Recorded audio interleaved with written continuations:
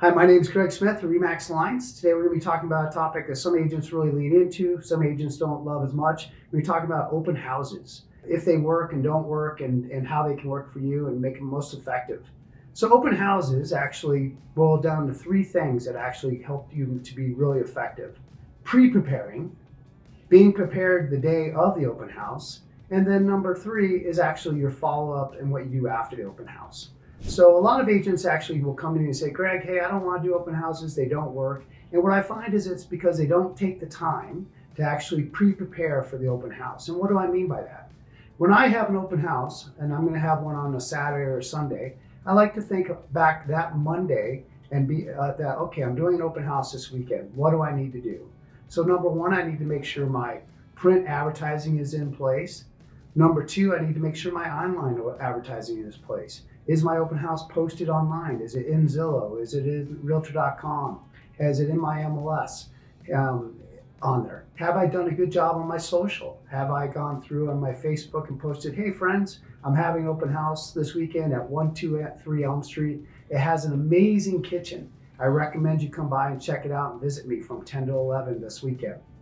And then the third piece is, do we actually call through our sphere? I think this is one thing and something that a lot of people don't take advantage of.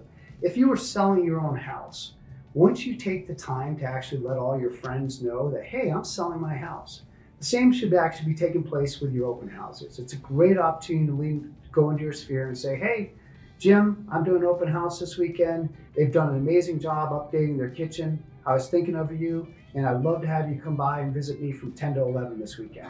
So be prepared. Actually invite people. Have people come by the open house. Take the time to do that. The other piece is inviting the neighbors. A lot of agents you'll hear say, oh, only the neighbors came to the open house.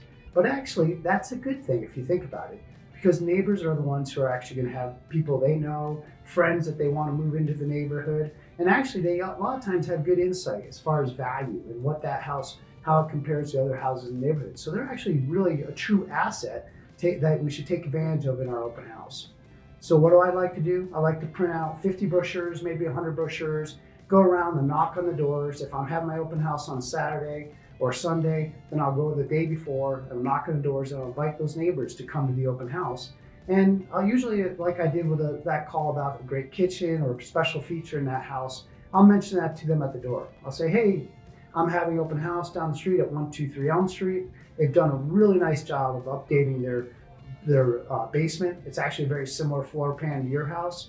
I would actually recommend come by this weekend, take a look. You might get some great ideas and insights. So invite those neighbors. Take the time and invite them. Number two, being prepared the day of. Open houses are not something we show up 1 minute before the open house. We actually need to be prepared. I like to get there half an hour before the open house. That way I can make sure all the lights are turned on.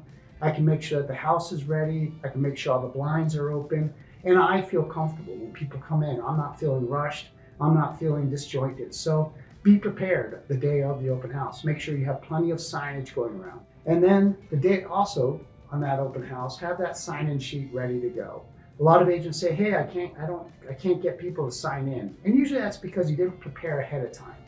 If you at the time you took the listing, sat down with the seller and said, hey, when I do open houses, I like to make sure that everybody signs in to make sure your house is secure and that we have a registry who went through the open house.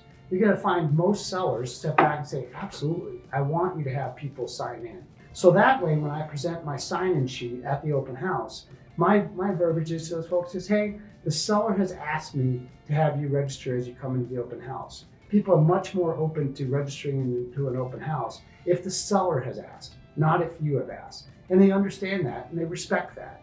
So being prepared ahead of time sets you up for success. Then actually, as people are going through the house, be engaging, know your stats, know the information, know the other homes in the neighborhood, so that when they see you as the expert as you're going through that open house, know the house all ahead of time, know about the upgrades, know about the special features, so they can see that you know what you're speaking of. And then number three, probably the most important and that really gets set aside, not done properly, is follow-up.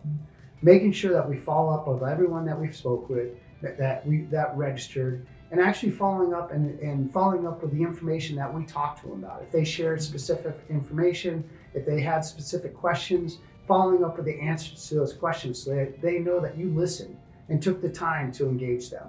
That follow-up is actually critical. We have an agent, and this is a sad story, actually a little bit, that actually had an open house that afterwards did a great job following up, but didn't check her texts after that follow-up. And actually that person she followed up with had texted her and said, hey, I would actually like to use you and write an offer on the house. Well, she didn't check her text for a day or two. And sadly, they went out and wrote an offer with someone else. So your follow-up is key, but if you're gonna do your follow-up, make sure you're paying attention to your texts and things afterwards. So, because those opportunities do come.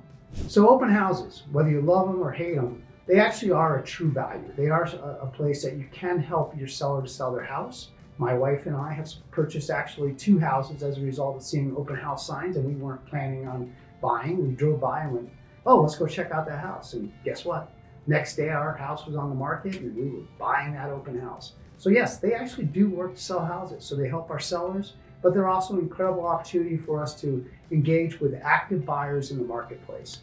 So they are truly a great value and something to be using in this spring season. Again, my name's Greg Smith, RE/MAX Alliance. If you have any other questions or want some insights, tips, or ideas around open houses, give me a call. I'm here to help. Thank you.